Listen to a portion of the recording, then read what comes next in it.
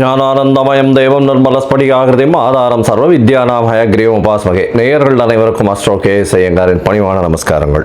ராகு கேது பெயர்ச்சி 2025 ஏப்ரல் 26ஆம் தேதி சித்திரை மாதம் 13ஆம் நாள் சனிக்கிழமை ரேவதி நட்சத்திரத்தில் இந்த ராகு கேத்துவினுடைய பெயர்ச்சியாகுது. ராகு கேத்து பெயர்ச்சி அப்படின்றது என்ன அப்படின்னா, ராகு கேத்து இந்த ரெண்டு கிரகங்களும், அதாவது ஒரே கிரகங்கள், ஒன்று தலையாகவும் ஒன்று வாலாகவும் கருதப்படுகிறது. இந்த ரெண்டு கிரகங்களும் பார்த்தாலேயானால் 180 பாகையில் ஒன்றுக்கு ஒன்று இருக்கும்.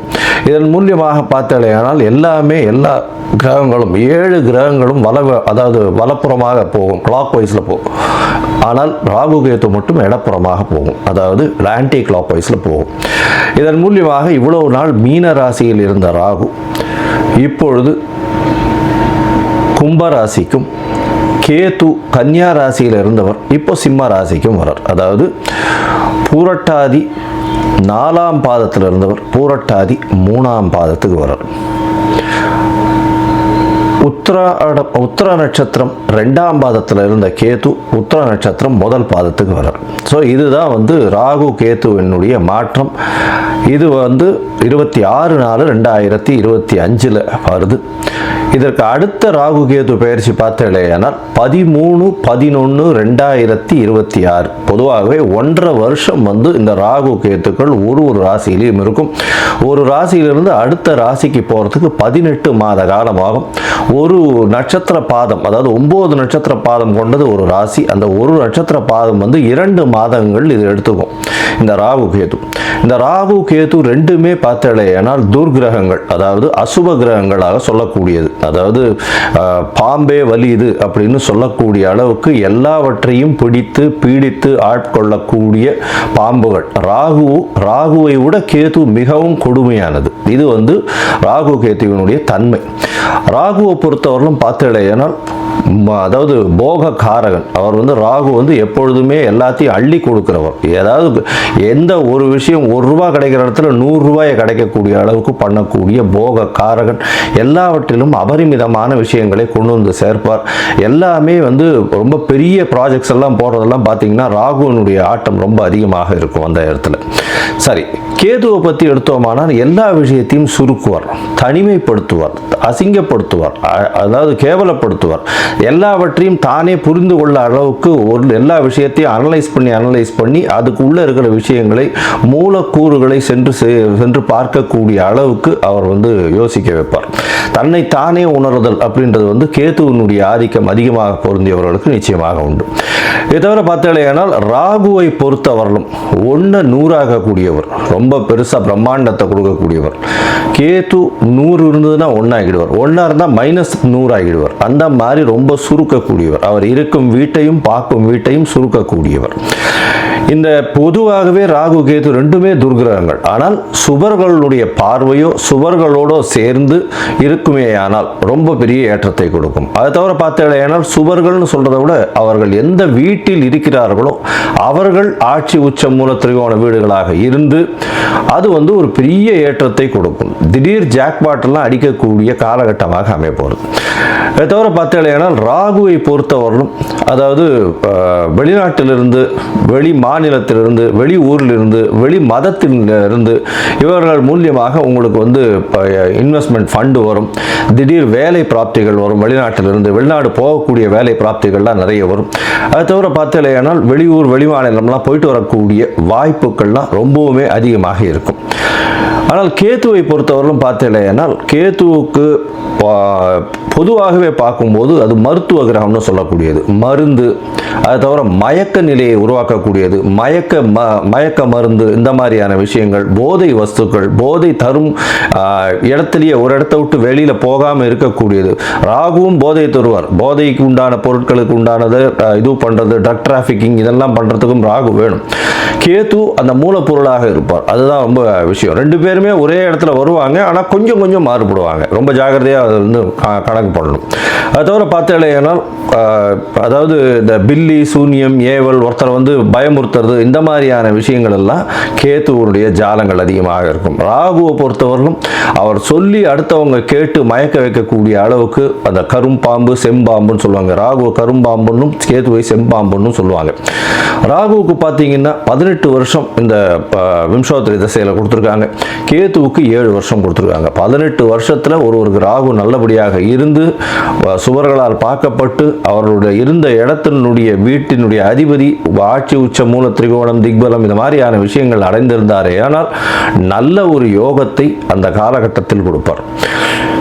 இப்போ பார்த்தேனால் இந்த ராகு கேத்துக்கு பார்த்தீங்களேனால் ராகுக்கும் கேத்துவுக்கும் சிறு சிறு அதாவது பிரச்சனைகள் இருக்குமே ஆனால் அவர்கள் இருக்கும் இடத்தின் மூலியமாக பிரச்சனை இருக்குமே ஆனால் அவர்களுக்கு என்ன எளிய பரிகாரம் செய்யலாம் அப்படின்றத பார்க்கும்பொழுது ராகுவுக்கு எளிமையான பரிகாரம் அப்படின்னு சொல்லக்கூடியது ராகு காயத்ரி. ராகு காயத்ரி அப்படின்றத சொல்றோம்னா ஓம் நாகத்வஜாய வித்மஹே பத்மஹஸ்தாய தீமஹி தன்னோ ராகு பிரச்சோதயாத்.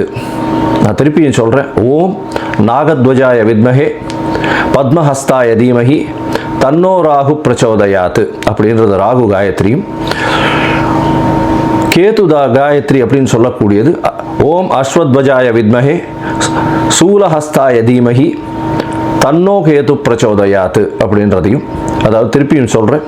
ஓம் அஸ்வத்வஜாய வித்மஹே சூலஹஸ்தாய தீமஹி தன்னோ கேது பிரச்சோதயாத் அப்படின்றது ஒரு நாளைக்கு ராகுவினுடைய காயத்ரி 7 முறையும் கேதுவினுடைய காயத்ரி 4 முறையுமாவது சொல்வதன் மூலியமாக ராகு கேத்துவுக்கு செய்யக்கூடிய எளிய பரிகாரமாக சொல்கிறோம்.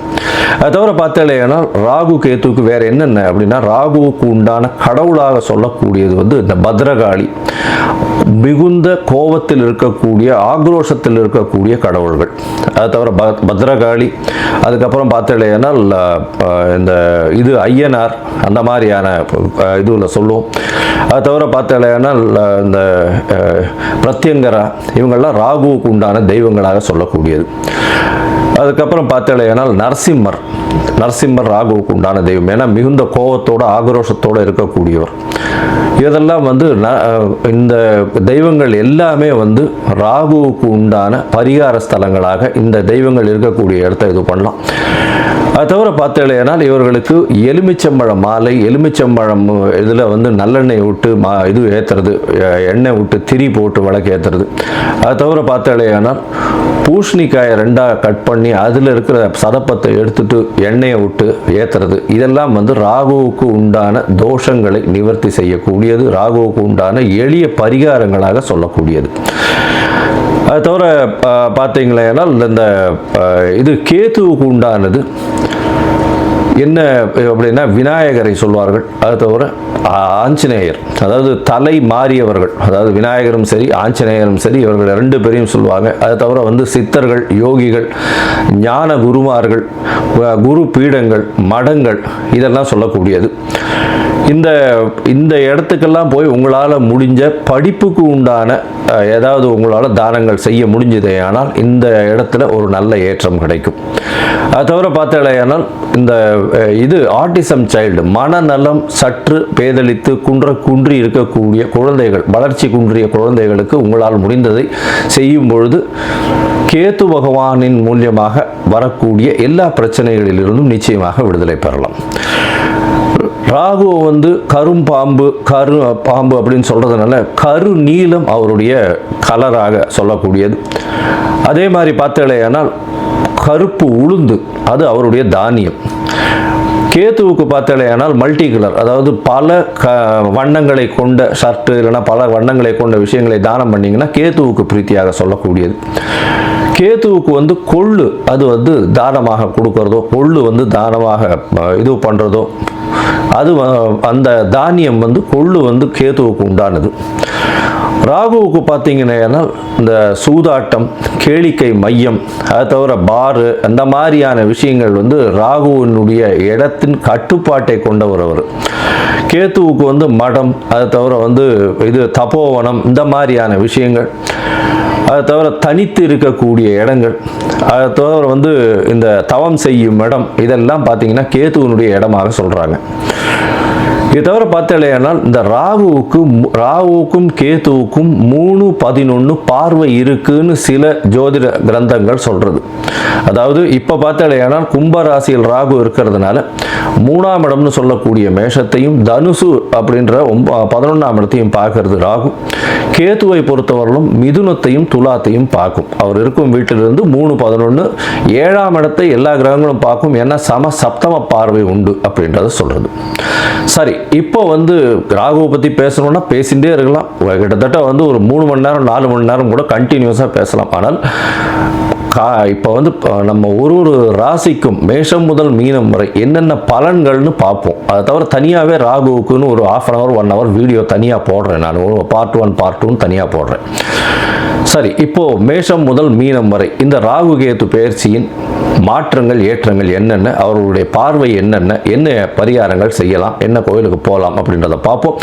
இந்த சேனல், என்னுடைய சேனல் பார்த்துட்டு இருக்கவங்க உங்களுக்கு ஜாதகம் பார்க்கணும் அப்படின்னா நீங்கள் என்னுடைய மொபைல் நம்பருக்கு, கீழே கொடுக்கப்பட்டிருக்கிற மொபைல் நம்பருக்கு எனக்கு வாட்ஸ்அப் பண்ணுங்க. உங்களுடைய பெயர், உங்களுடைய தாய் தகப்பனார் பெயர், உங்களுடைய பிறந்த நேரம், தேதி, உங்களுடைய பிறந்த இடம், date of birth, time of birth, place of birth, உங்களுடைய நேம், பேரண்ட்ஸ் நேம், இதுவரெல்லாம் அனுப்புங்க. சந்தி இருக்கான்னு பார்க்குறேன். ஏன்னா லக்ன சந்தி, பாத சந்தி இதெல்லாம் பார்க்கணும். சந்திரனுடைய சந்தி இருக்கா, என்ன ஏதுன்னு பார்க்கணும். இதற்கு காரணம் என்ன அப்படின்னா பல வகையான பஞ்சாங்கங்களை உபயோகப்படுத்துகிறா. பஞ்சாங்கங்கள் உபயோகப்படுத்தக்கூடிய இடமும் வந்து பல இடங்கள் மாறுபடும். அதாவது ஸ்ரீரங்கத்து பஞ்சாங்கத்தில் டெல்லியில் பிறந்த குழந்தைகளுக்கு பேஸ் பண்ணி பார்ப்பா. அப்போது சூரிய உதயமே மாறும். அதனால் சந்தி வரக்கூடிய வாய்ப்புகள் மிகவும் அதிகம். அவங்க வந்து மிருகசீரிஷ நட்சத்திரம் அப்படின்னு நினச்சிட்டு இருப்பாங்க, 2ஆம் பாதம் அப்படின்னு நினச்சிட்டு இருப்பாள். ஆனால் பார்த்தாலேயானால் 3ஆம் பாதத்தில் மிதுன ராசியில் இருப்பாள். இந்த அவள் வந்து 50 வயசு ஆகிட்டு இருக்கும், ரிஷப ராசிக்கு வந்து அர்ச்சனை பண்ணிட்டு இருப்பாள். ஆனால் மிதுன ராசியில் பிறந்திருப்பாள். ஸோ இந்த மாதிரியான மாற்றங்கள்லாம் நிறைய இருக்குது. அதனால் உங்களுடைய ஜாதகத்தை நானே போட்டு அதன் வழியாக சந்தி இருக்கான்றதை பார்த்து உங்களுக்கு உண்டான பலன்கள் என்ன ஏதுன்றதை டிஸ்கஸ் பண்ணுறேன். அதற்குண்டான கட்டணம் என்னன்றது போடுறேன். அந்த கட்டணத்தை செலுத்திட்டு நீங்கள் அப்பாயின்மெண்ட் எடுத்துக்கோங்க. சரி, இப்போது ராகு கேதுவின் பயிற்சி 2025 2026 மேஷம் முதல் மீனம் வரை ஒரு ராசியாக. கடகம், புனர்பூசம், பூசம், ஆயில்யம், இந்த 3 நட்சத்திரம் 9 பாதங்களை கொண்ட ராசி. ராசியின் அதிபதி அப்படின்னு சொல்லக்கூடியவர் சந்திரன், அதிவேகமாக செல்லக்கூடிய கிரகம். அதாவது இப்போ நம்ம வந்து ராகு கேத்துவின் பயிற்சியை பற்றி பார்த்துட்டு இருக்கோம். ராகுவின் கேத்துவின் பயிற்சி எப்போ வருது அப்படின்னா 26/4/2025 ஆரம்பிக்கிறது. அதில் வந்து ராகுவின் கேத்துவின் பயிற்சி ஆரம்பிக்கிறது. அதாவது மீன ராசியிலிருந்து ராகு கும்பராசிக்கும்,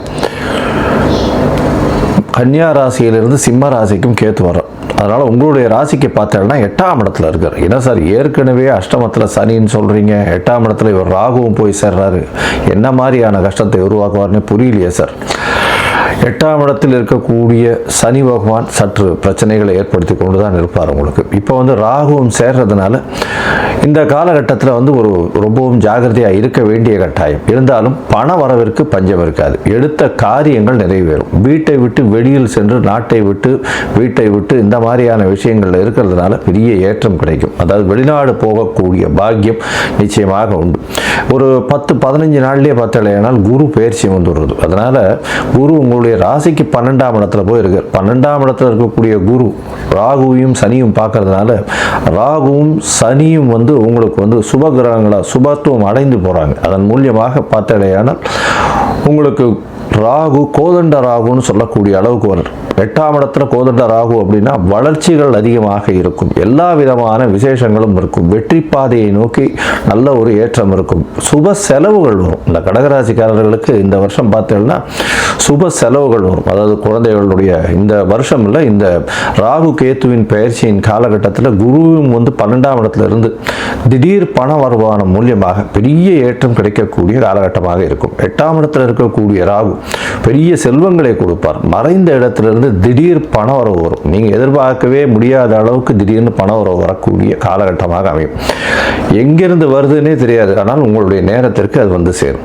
இந்த காலகட்டத்தில் பார்த்தீங்கன்னா 8ஆம் இடத்துல இருக்கக்கூடிய ராகு உங்களுடைய ராசிக்கு 10ஆம் இடத்தை பார்க்குறார். அதை தவிர உங்களுடைய ராசிக்கு பார்த்தலைன்னா 6ஆம் இடத்தையும் பார்க்குறார். இதன் மூலியமாக பார்க்கும்பொழுது என்ன ஆகும்னா, வேலையின் நிமித்தமாக வெளிநாடு செல்லக்கூடிய வாய்ப்பு, வெளியூர் வெளிமாநிலம் செல்லக்கூடிய வாய்ப்பு, வீட்டை விட்டு பிரிந்து செல்லக்கூடிய வாய்ப்புகள் நிச்சயமாக வரும்.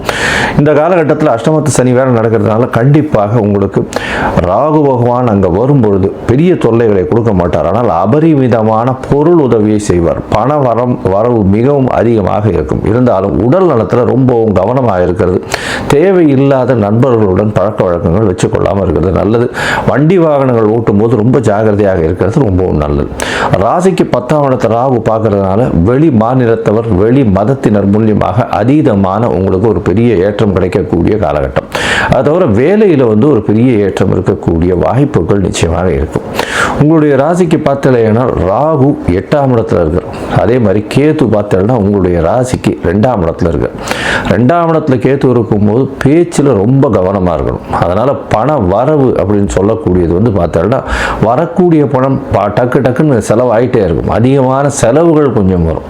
அதை தவிர பார்த்தீங்கன்னா படிக்கக்கூடிய மாணவர்கள், சிறார்கள், அதாவது ஒரு ஃபஸ்ட் ஸ்டாண்டர்ட்லேருந்து 6வது 7வது படிக்கிறவர்களெல்லாம் மைண்டு டிஸ்ட்ராக்ட் ஆகக்கூடிய வாய்ப்புகள் இருக்கும். பேச்சில் ரொம்ப கவனமாக இருக்கிறது ரொம்ப நல்லது. நீங்கள் எது பேசினீங்களாலும் அது தவறாக புரிந்து கொள்ளக்கூடிய காலகட்டமாக இந்த காலகட்டம் அமைய போகிறது. இந்த காலகட்டத்தில் பார்த்தீங்கன்னா உங்களுடைய ராசிக்கு 12ஆம் இடத்தையும் வந்து கேது பார்க்குறாரு. அதனால் ஒரு விதமான பயம் இருக்கும். மனசுக்குள்ளே வந்து தூக்கமின்மைக்கு காரணம் வந்து உங்களுடைய மனசுக்குள்ளே ஒரு மென்டல் ப்ரெஷர் இருக்கும். அதாவது மன அழுத்தம் கொஞ்சம் அதிகமாக இருக்கக்கூடிய காலகட்டம். தூக்கம் சற்று பிரச்சனைகள் இருக்கக்கூடிய வாய்ப்புகள் உண்டு. இருந்தாலும் குரு மாறின உடனே ஒரு நல்ல ஏற்றம் இருக்கும். சயனஸ்தானம் நல்லபடியாக இருக்கக்கூடிய வாய்ப்புகள் நிச்சயமாக உண்டு. உங்களுடைய ராசிக்கு பார்த்தோம்னா 4ஆம் இடத்தையும் வந்து கேது பார்க்குறார். 4ஆம் இடத்தை பார்க்கக்கூடிய கேது தாயின் உடல்நிலையில் சற்று பின்னடைவை ஏற்படுத்தக்கூடிய வாய்ப்புகள் நிச்சயமாக இருக்கும். அதை தவிர பார்த்தீங்கன்னா படிக்கக்கூடிய மாணவர்களுக்கு சிறு பின்னடைவு இருக்கும். அதாவது 10th 12th வரலும் படிக்கிறவர்களெல்லாம் சற்று பின்னடைவு இருக்கக்கூடிய வாய்ப்புகள் இருக்கும். அதாவது 100% வாங்கணும்னா 150லேருந்து 200% வரலும் வந்து உங்களுடைய உடல் உழைப்பை போடணும். மைண்டு டிஸ்ட்ராக்ட் ஆகக்கூடிய வாய்ப்புகள் இருக்கும். தானாக கனவு கண்டு கொண்டு தான் வெற்றி பெற்றதாக இருக்கக்கூடிய காலகட்டமாகவே வரும். கொஞ்சம் ஜாகிரதையாக பொறுமையாக இருக்கிறது ரொம்பவும் நல்லது. ஏன்னா கேதுவினுடைய பார்வை 4ஆம் இடத்துல உழறதுனால சற்று பின்னடைவு ஏற்படும். இந்த காலகட்டத்தில் குடும்பத்தில் கணவன் மனைவிக்குள்ள கொஞ்சம் சற்று அந்யோன்யம் பிரச்சனைகள் வரும். ஏன்னா குடும்பத்தில் பார்த்தீங்கன்னா குடும்பஸ்தானத்தில் கேது பகவான் இருக்கிறதுனால ரொம்ப ஜாகிரதையாக பேச ரொம்ப நல்லது. ஏன்னா சனியின் பார்வையும் உங்களுக்கு 7ஆம் பார்வையாக குடும்பஸ்தானத்தில் விழுறதுனால சற்று பின்னடைவு ஏற்படக்கூடிய வாய்ப்புகள் நிச்சயமாக இருக்குது. இந்த காலகட்டத்தில் நீங்கள் வந்து திருப்பாம்புரம் போயிட்டு வர்றதன் மூலியமாக ராகு கேத்து ஸ்தலம்னு சொல்லக்கூடியது. ஒரு திருப்பாம்புரம் கும்பகோணம் பக்கத்தில் இருக்குது. அது வந்து ராகு கேத்துவின் ஸ்தலம் அப்படின்னு சொல்லக்கூடிய இடம். இந்த இடத்துக்கு போயிட்டு வர்றதன் மூலியமாக இந்த 1.5 வருஷத்தில், ஏன்னா 13/11/2026 வரலும் வந்து இந்த ராகு கேத்து இந்த நிலைமையில் இருக்காங்க. அதாவது உங்களுடைய ராசிக்கு 2ஆம் இடத்தில் கேத்துவும் 8ஆம் இடத்தில் ராகுவும் இருக்கா. அதனால் இந்த காலகட்டத்தில் ஒரு தரமோ 2 தரமோ போயிட்டு வர்றது ரொம்பவும் நல்லது. மொத்தத்தில் பார்த்தீங்கன்னா இந்த கடகராசிக்காரர்கள் நல்ல ஒரு ஏற்றம் இருக்கும். வெளிநாடு வெளிமாநிலம் வெளியூர் போகக்கூடிய வாய்ப்புகள் பாக்கியங்கள் கிடைக்கக்கூடிய காலகட்டம். புதிய வேலை அமையும், வேலையில் மாறுதல் அமையும். அதை தவிர உடல் நலத்தில் சற்று கவனமாக இருக்கிறது நல்லது. தேவையற்ற பழக்க வழக்கங்களை குறைப்பது நல்லது. தேவையற்ற நண்பர்களுடன் இருப்பது நல்லது. நண்பர்கள் மூலியமாக பிரச்சனைகள் வரக்கூடிய வாய்ப்புகள் மிகவும் அதிகமாக இருக்கும். வண்டி வாகனங்களில் ஜாகிரதையாக போகிறது ரொம்பவும் நல்லது. பேச்சில் கட்டுப்பாடோடு இருக்கிறது ரொம்பவும் நல்லது. புதிய தொழில் அமையக்கூடும். தொழிலுக்கு மூலதனம் வெளிநாடு வெளியூர் வெளிமாநிலம் மூலியமாக வரக்கூடிய வாய்ப்புகள் நிச்சயமாக இருக்கும்.